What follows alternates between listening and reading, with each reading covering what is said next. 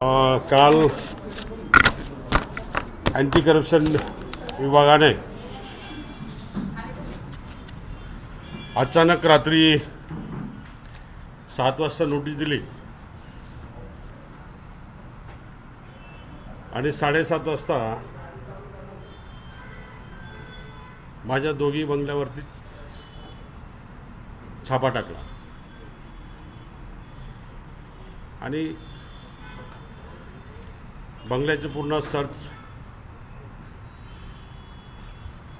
केल्या गेल्यानंतर त्यापूर्वी अँटी करप्शनने गुन्हे दाखल केले.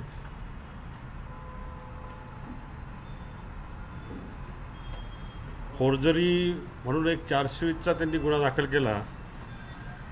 माझ्या 53 वर्षाच्या लाईफमध्ये मी कधी फोर्जरी केलेली नाही, साधी NC सुद्धा दाखल नाही. त्यामुळे मला हा विषय जास्त जिव्हारी लागला. राहिला विषय ज्या बडगुजर अँड कंपनीमध्ये स्थापना मी केली, निवडणूक मला लढवायची होती. 2006ला मी कंपनीतून रिटायर झालो. सर्व गव्हर्नमेंटचे इव्हिडन्स सोबत आहेत. डीड ऑफ रजिस्टर ऑफ होमकडे डीड रजिस्टर झालं.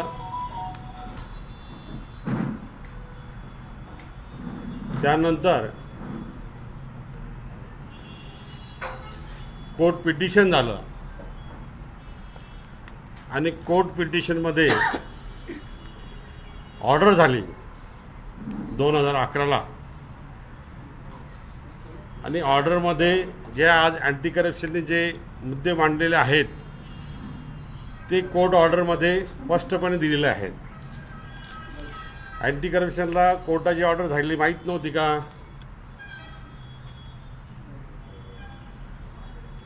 ही कोर्टाची ऑर्डर आहे.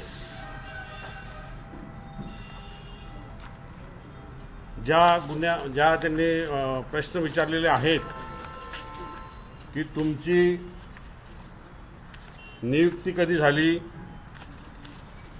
आणि सेवानिवृत्ती कधी झाली,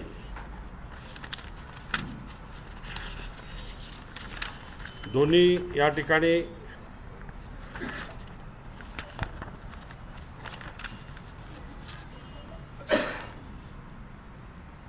तीस 11/2006 सदर केलेल्या कागदपत्राची पडताळणी करून ती बरोबर असल्याची खात्री झाल्यामुळे या कंपनीचे मालकी हक्कातून भागीदार रूपांतर करण्यात आलेले आहे. या कंपनीचे अनुक्रमांक सुधाकर बडगुजर, रामदास शिंदे, सुरेश चव्हाण या तिघांची नियुक्ती झालेली आहे. आणि नंतर त्याप्रमाणे सामनेवाला 3 यांनी 70 सचिव अनुज्ञापक मंडळ मुंबई यांच्या पत्राची सत्यप्रत दाखल केली असून पत्रानं सचिव अनुज्ञापक मंडळ यांनी बडगुजर कंपनी 9/7/2007 रोजी संदर्भित पत्रानुसार 6/12/2006 रोजी झालेल्या कागदपत्राची पडताळणी करून ती बरोबर असल्याची खात्री झाल्यामुळे आपल्या अनुज्ञापक भागीदारीपैकी सुधाकर विका बडगुजर यांची निवृत्ती रद्द करण्यात येत आली आहे. ही कोर्ट ऑर्डरमध्ये आहे. आणि 9 नंबरचा मुद्दा जो त्यांनी सेक्शन 13मध्ये कुठला हा सेक्शन 13 ना,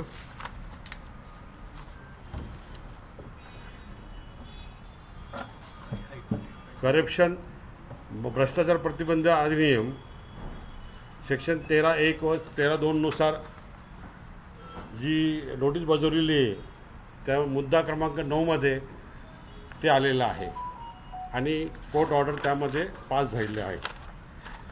असे असताना 2014मध्ये तक्रार केली असताना अँटी करप्शनला 10 वर्ष का लागले माझं डीड तपासायला? एका दिवसाचं काम होतं, 2 दिवसाचं काम होतं, 5 दिवसाचं काम होतं. म्हणजे अन्याय करण्याच्या दृष्टीने कोणाच्या दबावाखाली पोलीस यंत्रणा काम करते. पोलिसांनी थोडंसं संयम ठेवला पाहिजे. पडताळणी केली पाहिजे। गेल्या मागच्या मॅटरमध्ये सुद्धा म्युन्सिपल कामगार सेनेच्या अध्यक्षपदाची ज्यावेळेस निवड झाली त्यावेळेस सुद्धा दीपाली खन्ना यांनी सरकारवाला पोलीस स्टेशननी नाशिक म्युन्सिपल कॉर्पोरेशनचं कार्यालय सील केलं। त्याविरोधात उच्च न्यायालयात आम्ही गेलो। उच्च न्यायालयाने स्पष्टपणे आदेश दिलेत। त्यावेळेस पोलीस डिपार्टमेंटनी त्या ठिकाणी अक्षरशः माघार घेतली, विड्रॉ केली केस। त्यांनी सांगितलं तुम्ही विड्रॉ करता का आम्ही ॲक्शन घेऊ। पोलीस डिपार्टमेंटने त्या ठिकाणी सांगितलं की आम्ही विड्रॉ करतो। मग विड्रॉ करायची होती तुम्हाला तर मग कारवाई कशाला केली आणि चुकीचा बदनामी कशाला केली आमची। आणि त्यांच्या विरोधात ह्युमन राईट्समध्ये माझी केस चालू आहे। म्हणजे आम्हाला संघर्ष करायचा नाही पोलिसांशी, परंतु चुकीच्या केसेस दाखल करणं शिवसैनिकावरती हे चुकीचं आहे।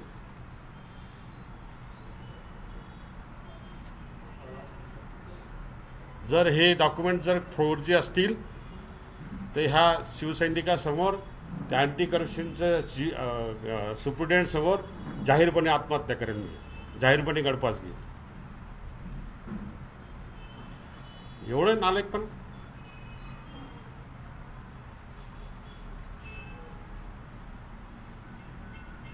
माझ्या 53 वर्ष लाईफमध्ये कधी मी हे नाही केलं, साधी NC सुद्धा नाही।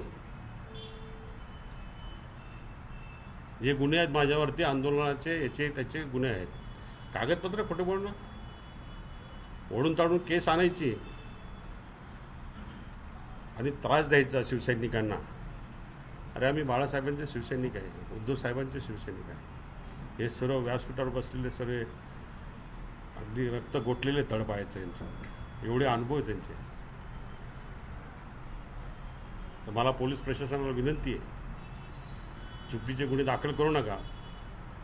तुम्ही केले गुन्हे दाखल केलेले आहेतच, आता हे या प्रोसेसमधनं मला जावंच लागेल, परंतु अशी कारवाई, अन्यायकारक कारवाई कुठल्याही शिवसैनिकावर करू नका।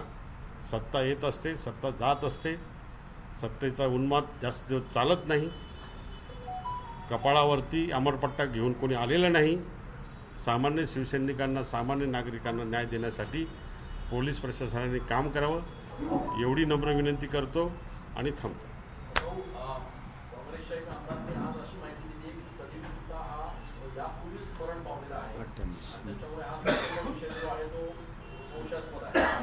माझी चौकशी चालू त्या विषयावरती मी दत्ताजींना विनंती करतो, त्यांनी स्पष्टीकरण द्यावं। खरं तर राजकारणाचा थर हा अतिशय खाली आलेला आहे। त्याच्या अगोदर पूर्वी सत्ता विरोधी राहायचे, परंतु अशा तऱ्हेचं राजकारण कधी बघितलं नाही। आत्ताच आपण प्रश्न विचारल्याप्रमाणे जो कोणी सलीम कुत्ता आहे त्या संदर्भामध्ये बडगुजरांवर जी केस चालू आहे, कालच विधानसभेमध्ये आज जालन्याचे मला वाटतं आमदार कैलासजी यांनी असं सांगितलं की हा जो सलीम कुत्ता आहे याचा मृत्यू 98 सालीच झालेला आहे। मर्डर झाला किंवा मृत्यू झाला 98 साली झालेला आहे। मग जर तो अस्तित्वात नाही, त्या 3 बायका आहेत, त्यांनी देखील सांगितलं की आमचा नवरा मेलेला आहे। असं असताना हा नवीन कोण धरून आणला आणि त्याच्यामध्ये यांना अडकवण्याचा हा प्रयत्न चुकीचा आहे असं मला वाटतं। त्याचबरोबर आता खरं तर राजकारणात एवढ्या खालच्या लेवलला जाऊ नये। मध्यंतरी आपल्या इथं दाऊदच्या मेवण्याचं का साडूचं काहीतरी त्या लग्न सोहळ्यामध्ये अनेक राजकीय लोक, त्याला राजकीय पुढारी त्या ठिकाणी गेले होते। त्यानंतर काहीतरी कळाल्यानंतर किंवा व्हायरल झाल्यानंतर पत्रिका देखील बदलली होती। आणि म्हणून अशा स्वरूपाचं कृत्य कोणी करू नये आणि विनाकारण एखाद्या पक्षाला डॉमिनेट करण्यासाठी, एखाद्या पक्षाच्या नेत्याला डॉमिनेट करण्यासाठी अशा खालच्या पातळीला जाऊन करू नये। आता जो माणूस अस्तित्वात नाही, त्याचा मृत्यू झालेला आहे, अशा माणसाच्या नावाने तुम्ही बिल फाडता आणि हा बॉम्बस्फोटामधला माणूस आहे त्याच्यावर यांनी नाचले गाणले, हे चुकीचं आहे आणि हे कुणीही करू नये असं मला वाटतं। हे जे अँटी करप्शनची जी केस आहे त्यांचं म्हणणं आहे की ओपन खुली चौकशी आम्ही केलेली होती आणि त्या खुली चौकशीमध्ये तुम्ही दोषी आढळलात म्हणून हा गुन्हा दाखल केला असं त्यांचं म्हणणं आहे। आणि हे नेमके आयुक्त कोण होते त्यावेळेस की ज्यांनी ही तक्रार केलेली होती? पुढे काय झालं होतं? नाही, परवीन गळामची जी तक्रार केली होती त्याविरोधात आपण सेक्शन 12 खाली पिटिशन दाखल आहेत. त्याच्यावरती कोर्टात ते न्यायालयीन बाब आहे, न्यायप्रविष्ट आहे. हो. ही तक्रार प्रवीण गेडामांनी मला नोटीस बजावण्याच्या आधी माहिती मागवण्यासाठी त्यांना ही पत्र पाठवलेलं असेल. परंतु माझी रिटायरमेंट व्हॅल्यू जी ठरलेली आहे 30 लाख रुपये, मी कंपनीकडनं 30 लाख रुपये घेऊन मी रिटायर झालेलं आहे. आज वृत्तपत्रामध्ये बातम्या आल्यात की 33 लाखाचा भ्रष्टाचार वगैरे असं काहीतरी ह्याला फोर्जरी वगैरे असं. पण ते माझे रिटायरमेंट डीड आहे, रजिस्टर्ड डीड आहेत, प्रत्येक गव्हर्नमेंटचे एव्हिडन्स आहेत, प्रत्येक डिपार्टमेंटचे पत्र आहेत. जर हे निघालं, मी पुन्हा म्हटलो, जर हे जर फोर्जरी निघालं माझं डॉक्युमेंट्स, तर मी जाहीरपणे सुप्रिटेंडंटच्या कॅबिनमध्ये जाऊन गडपास घ्यायला तयार आहे. पण या 10 वर्षामध्ये तुम्हाला कधी चौकशीला बोलवलंच नाही का? कधी चौकशी झाली? एक वेळा बोलवलं होतं, एक 5-6 वर्षापूर्वी बोलवलं होतं, त्यानंतर नाही बोलवलं काही. आता तुम्ही म्हणाले की फसवणूक वगैरे असं काही नाही किंवा मग त्यांच्याकडनं अन्यायपूर्वक तुमच्यावरती सगळे खटले किंवा गुन्हे दाखल केले जातात. म्हणजे याच्या विरोधात आता तुम्ही पुन्हा कोर्टामध्ये किंवा असं काही बघूया. आता आम्हाला एकच असे ह्युमन राईट्स किंवा सेंट्रल व्हिजिलन्स या 2 एजन्सी आहेत. पण गुन्हे दाखल करण्याआधी नोटीस द्यायला पाहिजे होती. नोटीस म्हणणं मांडून घ्यायला पाहिजे होतं. तुम्ही आधी गुन्हे दाखल करतात आणि मग नोटीस देतात आम्हाला हजर राहण्याची. तुम्ही वारंवार आरोप करताय की पोलीस आणि प्रशासन कुणाच्या तरी दबावाखाली कुणाचा दबाव आहे असं आपल्याला वाटतं? सर्वच पोलीस तसे नसतात. काही पोलीस चांगले असतात, काही पोलीस दबावाखाली काम करतात. आता नेमका यामध्ये कोण काम करतंय हे सांगणं कठीण आहे. कोण असावं असं राजकीय सत्ताधारी कोण आपल्याला वाटते की त्यांच्या दबावात? मी कोणाचं नाव घेत नाही की ते म्हणत नाही का समुद्राला श्रीमंतीचं वैभव असतं पण त्याचं पाणी ताणलेला वाट सुरू पिऊ शकत नाही, कारण ते खारट असतं. आमची छोटीशी विहीर आहे, खोल आहे, पण तिचं पाणी पिण्यालायक आहे. ते ताणलेलं वाट सुरू पिऊ शकतो. आम्हाला श्रीमंतीचं वैभव नको आहे, आम्हाला आमची छोटीशी विहीर बरी. धन्यवाद. चौकशीला आपण जाणार, चौकशीला बोलवलं आपल्याला दोन्ही ठिकाणी क्राईम ब्रांच? नाही, मी पत्र देतो आहे की तुम्ही ज्या सेक्शन खाली मला नोटीस बजावलेली आहे त्याचे एव्हिडन्स मला कोर्टातनं काढावं लागतील. 106 पानाचं पिटिशन आहे. ते पिटिशन काढण्यासाठी मला वेळ पाहिजे, म्हणून मी 7-8 दिवसाचा वेळ मागितला त्यांना.